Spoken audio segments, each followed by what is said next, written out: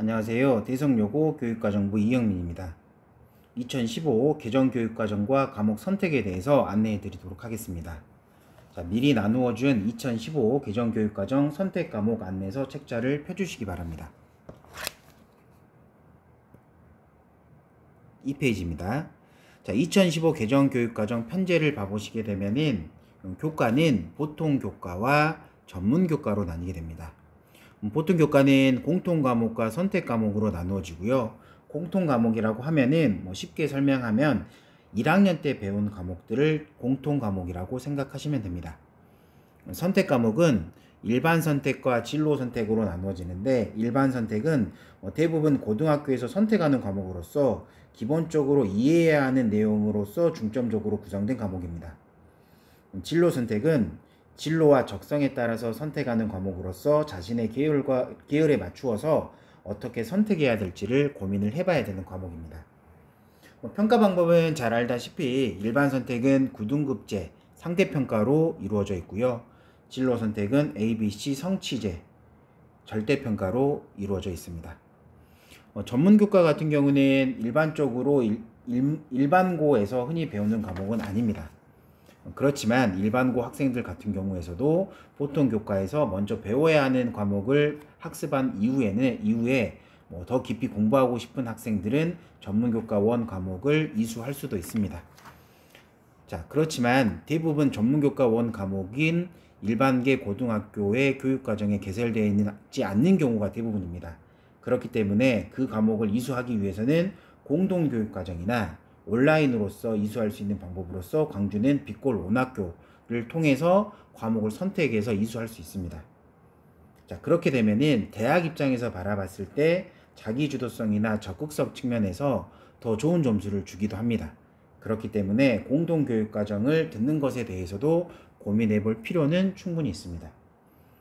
자, 3페이지로 넘어가겠습니다. 자, 3페이지 일반계 고등학교 이수 기준을 봐보면 한국사 같은 경우는 교과군, 한국사 교과군의 한국사 과목이 학점이 6학점이고 필수 이수 학점도 6학점이기 때문에 크게 신경을 안 써도 됩니다. 그렇지만 사회 같은 경우를 봐보면 사회 교과군은 필수 이수 학점이 10학점이지만 공통 과목으로서 통합사회는 8학점이기 때문에 통합사회 말고도 한 과목은 더 들어야 된다라는 이야기가 됩니다.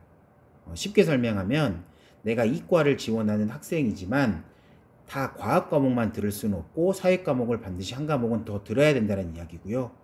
반대로 문과를 지원하고자 하는 학생들도 다 사회 과목만 들을 수는 없고 과학 과목을 한 과목 더 이수해야 된다는 이야기가 됩니다. 자, 밑으로 내려가 보시면 고등학교 보통 교과목이 구성되어 있습니다. 이거는 참고적으로 일반 선택과 진로 선택에 어떤 과목들이 있는지 한번 보시면 될 것 같습니다. 자, 넘어가서 4페이지로 넘어가겠습니다.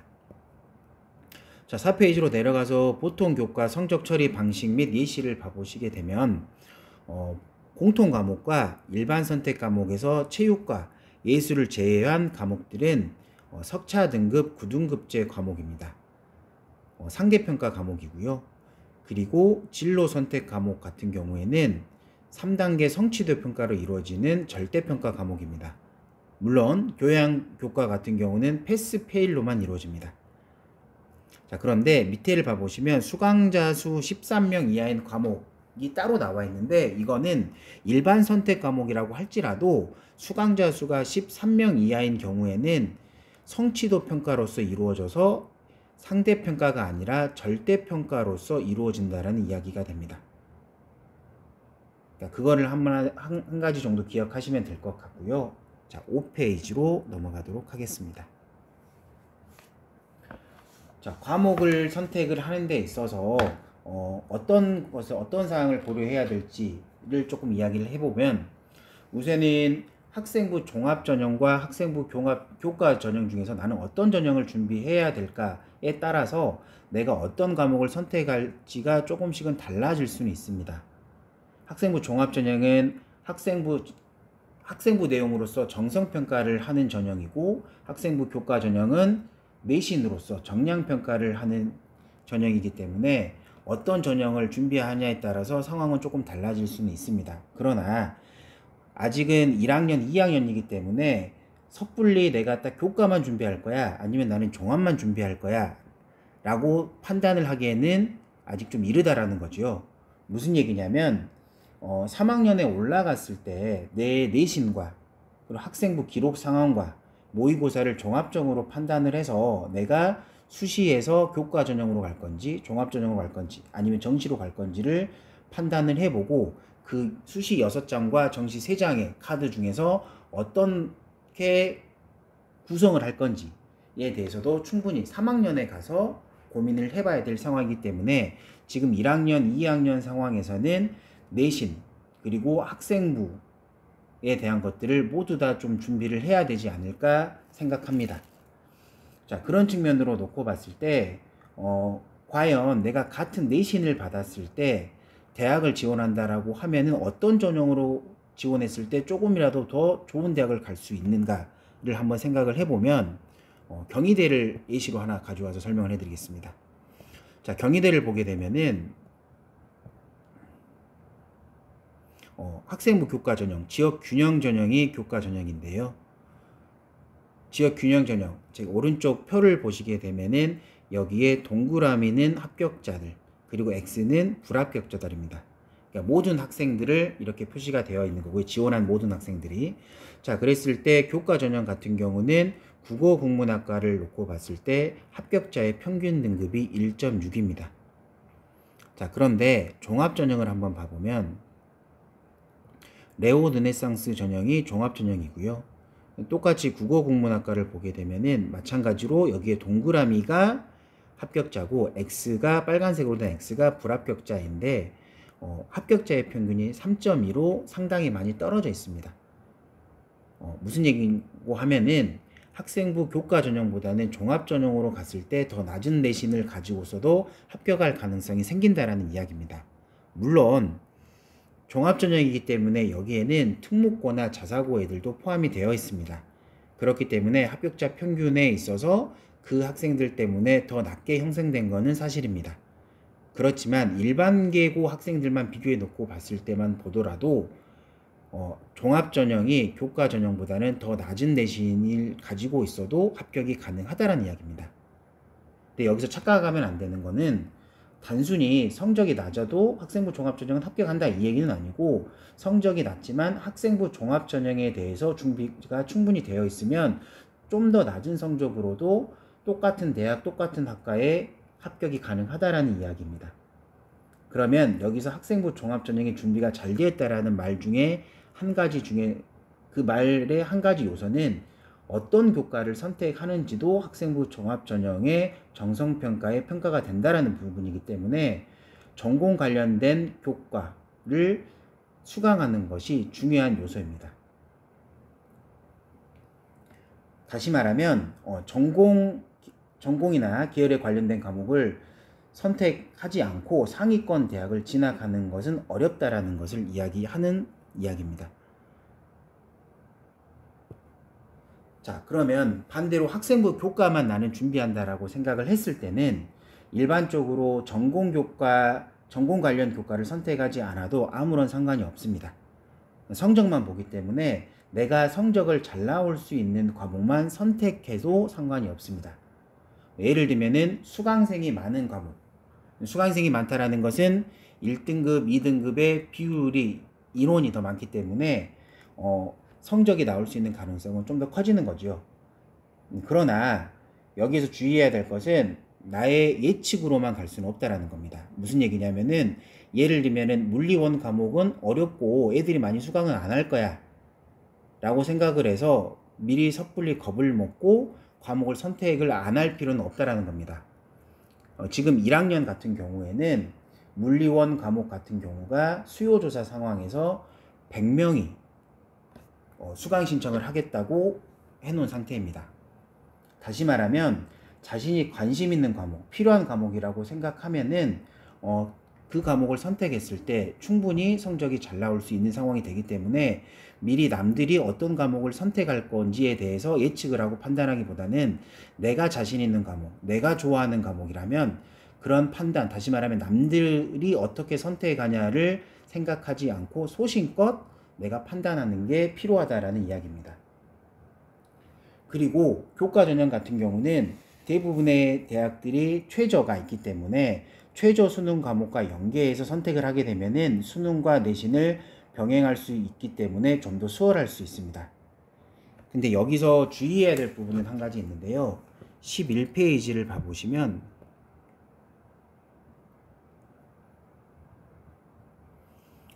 교과 전형이라고 할지라도 요즘에는 교과 전형 같은 경우에도 정성평가가 같이 섞여 들어가는 경우가 많습니다.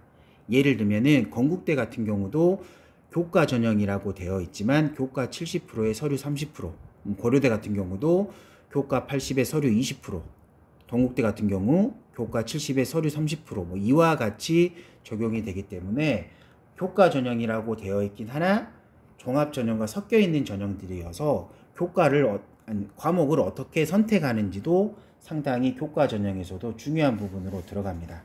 그렇기 때문에 우리가 어떤 대학을 지원할지에 대해서 생각을 좀 해보고, 그리고 그 대학의 교과 전형과 종합 전형이 어떻게 구성되어 있는지도 반드시 확인을 해봐야 되는 부분입니다.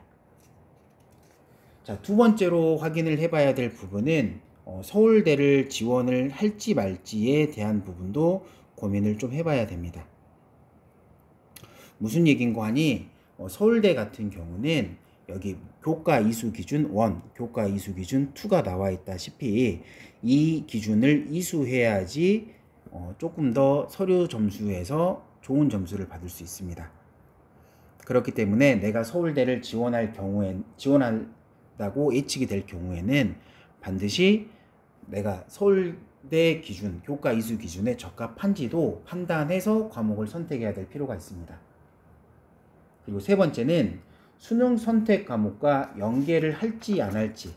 물론 당연히 수능을 봐야 되기 때문에 수능 과목과 대체적으로는 연계해서 구성을 해야 됩니다. 자, 10페이지를 봐보시면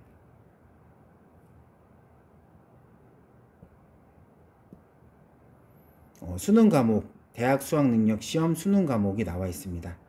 그래서 이런 과목들 같은 경우에서는 내가 어떤 과목으로 수능을 치를지를 미리서 판단을 해서 과목을 선택할 필요도 있습니다. 이 과목들을 봐보시면 대부분이 다 일반 과목이고요. 일반 선택 과목이고, 이 중에서 기하와 그리고 과학에서 지구과학 2, 생명과학 2, 화학 2, 물리 2 같은 경우만 진로 선택 과목으로 되어 있습니다. 그러니까 이 부분도 반드시 판단을 해 보시고요. 7페이지로 넘어가도록 하겠습니다. 자, 7페이지로 넘어가면은 진로를 고려한 계열별 과목 선택 예시가 나와 있습니다. 그러니까 본인이 어떤 진로를 가고자 하는지 결정이 됐으면 여기에 나와 있는 7페이지부터 9페이지의 내용을 확인해서 어떤 과목을 듣는 게 나한테 조금 도움이 되는지 확인을 해볼 필요가 있습니다. 물론 본인이 아직 가고 싶은 학과를 결정하지 못했고 나는 지금 하고 싶은 게 없는 학생들도 있을 겁니다. 그런 학생들 같은 경우에는 어떤 식으로 접근하면 좋을 것 같냐면, 내가 희망하지 않는 계열, 내가 싫어하는 계열들을 좀 제외해 가면서 나의 관련 계열을 조금 압축해 보는 노력이 필요할 것 같습니다. 그렇게 해야지만 내가 어떤 과목을 선택할지 좀 결정할 수 있을 거라고 봅니다. 예를 들면은 이과 계열을 대부분 선택한 학생들 경우에는 나중에 문과를 선택해도 대학을 지원하는데 크게 불리한 부분은 없습니다. 근데 반대로 문과를 내가 희망하고 있다가 나중에 이과 계열로 계열을 바꿔버리면은 이과 계열은 지원하기가 매우 어렵습니다. 그러니까 그런 부분들도 좀 고민을 해봐서 내가 어떤 부분의 계열을 갈지를 조금 고민을 해봐야 될 것 같습니다. 예를 하나만 들어보겠습니다. 인문계열 같은 경우를 봐보면 기초 과목 같은 경우 국어, 수학, 1학년 때 국어, 수학, 영어, 한국사는 반드시 듣는 과목이니까 크게 상관이 없겠고요. 2학년 때 화법과 작문, 독서, 언어와 매체, 문학, 고전 읽기, 수학원, 수학2, 확률과 통계, 영어 회화, 영어 1, 영어 독해와 작문, 영어 2, 영미 문학 읽기. 이런 과목들을 다 들어야 된다라는 건 아니고요. 이런 과목들에서 듣는 것이 괜찮겠다라는 부분이고, 탐구 같은 경우는 한국지리, 세계지리, 세계사, 동아시아사, 경제, 정치화법, 사회문화, 생활과 윤리, 윤리와 사상, 사회문제 탐구 중에서 4개에서 6개 정도는 그래도 듣는 게 좋겠다 라고 여기서 A시에서 나와 있습니다. 근데 여기서 주의해야 될 것은 이건 A시일 뿐이기 때문에 이 표에 제시되어 있는 과목을 중에서 무조건 선택해야 되는 것도 아니고 이 표에 없는 과목을 선택하면 안 된다라는 말은 아닙니다. 한 가지 예시이기 때문에 이렇게 들어가는 것도 괜찮다. 이렇게 과목을 구성하는 것도 괜찮다라고 말을 해주는 거니까 한번 참고적으로 확인을 해보면 될 것 같습니다. 넘겨보시면은 상경 계열이라든지 간호보건 계열, 자연 계열, 그리고 공학 계열, 예술 체육 계열들이 이렇게 나와 있기 때문에 자신이 해당되는 계열들을 확인해서 한번 보시면 될 것 같습니다. 자, 더 뒤로 넘어가서 12페이지로 넘어가도록 하겠습니다. 자, 12페이지를 가보면 어떤 부분이 나와 있냐면 대학교에서 제시한 교과 이수 과목들을 제시해 놨습니다. 대표적으로 서울대학교와 그리고 경희대, 고려대, 성균관대, 연세대, 중앙대에서 공동 연구한 표, 이렇게 2가지 표를 제시를 해놨는데요. 선택 과목을 선택하는 데 있어서 대학에서 어떤 거를 배우는지를 조금 알아볼 필요도 있고요. 대학교 홈페이지를 가게 되면은 어떤 학과가 어떤 과목을 배운다가 나와 있기 때문에 그걸 참고해 볼 필요도 있는데 서울대나 방금 경희대, 고려대, 성균관대, 연세대, 중앙대에서는 이렇게 표로 아예 제시를 해줬습니다. 우선은 서울대학교를 보시면 경제학부, 수리과학부, 통계학과 이렇게 쭉 나와 있는데요. 예를 들어서 생명과학부만 한번 봐보겠습니다. 생명과학부를 봐보게 되면은 생명과학 2, 미적부는 핵심 권장 과목. 핵심 권장 과목이라고 하면은 필수적으로 이수해야 되는 과목으로서 만약에 듣지 않고 그 학과를 지원했을 경우에는 감점을 크게 당할 수 있습니다.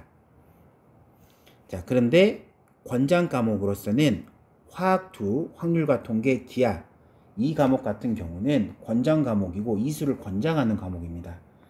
그렇기 때문에 이 과목을 이수하고 그 학과를 지원했을 경우는 이 학생은 좀 의미 있게 해석될 수 있는, 그렇기 때문에 어찌됐든 간에 핵심 권장 과목이나 권장 과목이나 다 들으면 좋겠지요.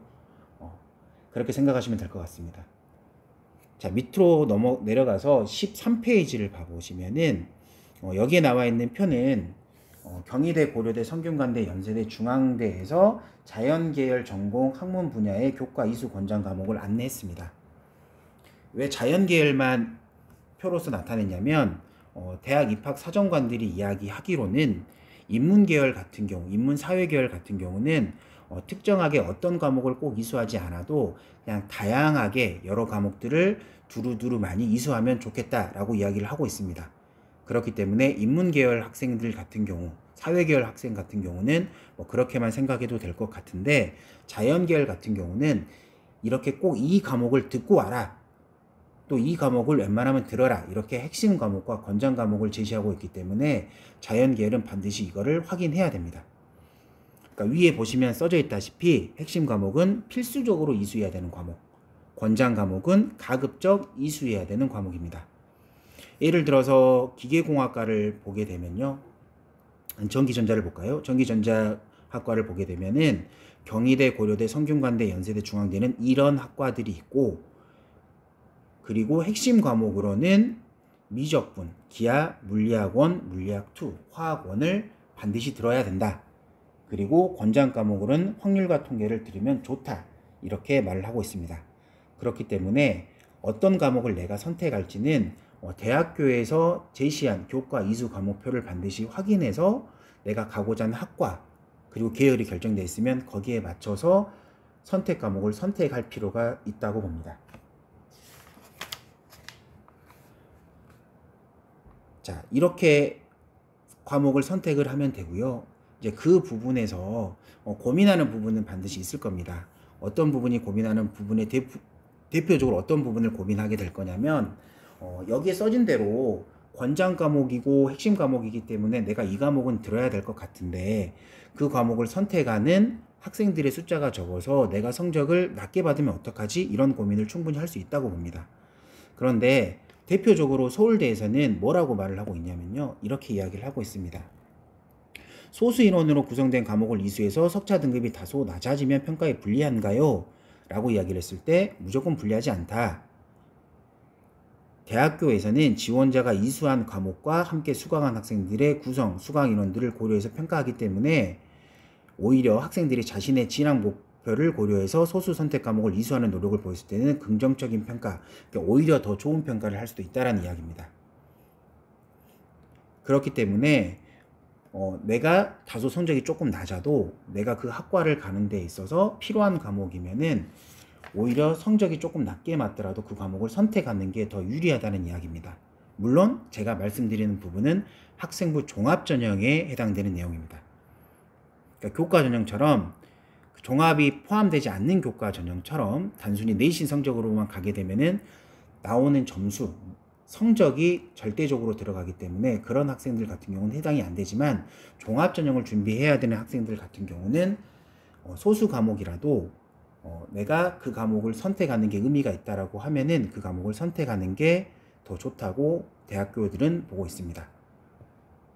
자, 그렇기 때문에 지금 제가 방금 설명드린 이 모든 것들을 좀 종합해서 판단을 해 보시고 나누어 드린 2015 개정교육과정 선택과목 안내서 책자를 꼼꼼하게 읽어 보시면 이 전체적으로 내용들이 자세하게 기록되어 있기 때문에 확인하실 때 자기가 어떤 과목을 선택할지 고민할 때 좀 도움이 될 거라고 생각합니다. 그리고 이제 이루어질 그 학교 교육과정 박람회에서 학과 부스와 그리고 교과 부스를 돌아다니면서 그 해당 자기한테 필요한 내용을 상담을 받고 뭐 그 부분에서 해결이 안 되면 상담 부스를 와서 상담을 받아보고 또 추후에는 담임 선생님과 상담을 해봄으로써 자신한테 어떤 과목이 더 필요할지 어떤 과목을 선택하면 좋을지를 충분히 고민해서 선택을 해보면 앞으로 남은 2학년, 3학년 고등학교 생활을 좀 더 효과적으로 할 수 있을 거라고 생각합니다. 그렇기 때문에 어찌됐든 간에 본인들이 충분히 고민을 해보고 과목 선택을 신중하게 이루어질 수 있도록 해 주시면 될 것 같습니다. 자, 이상으로 선택 과목 안내에 대한 설명을 마치도록 하겠습니다. 수고하셨습니다.